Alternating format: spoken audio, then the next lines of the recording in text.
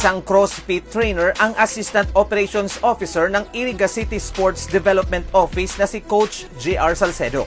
Nitong nakaraan lang, binuksan nila ang kanilang tanggapan para sa mga nais sumailalim sa CrossFit workouts, lalo na sa mga kawani ng LGU. Yung CrossFit training is more on high intensity workout wherein napaka-beneficial, mga flexibility, agility, and muscle strength na nakukuha natin. Ilang LGU employees na ang sumasailalim sa mahigit kalahating oras na CrossFit workouts. Sabi ng Operations Officer ng Sports Development Office na si Leo Sirius Jr., mahalagang mapanatili ng mga empleyado ng lokal na pamahalaan ang maganda nilang kalusugan dahil frontliners din sila ng lungsod. Ang LGU is backbone, syempre, importante siya sa Iriga City.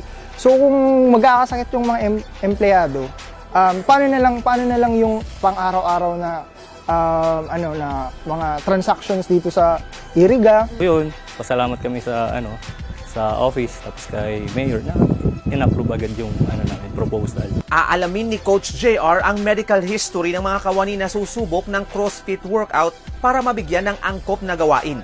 Pinaplansya na ng kanilang opisina ang schedule ng workout.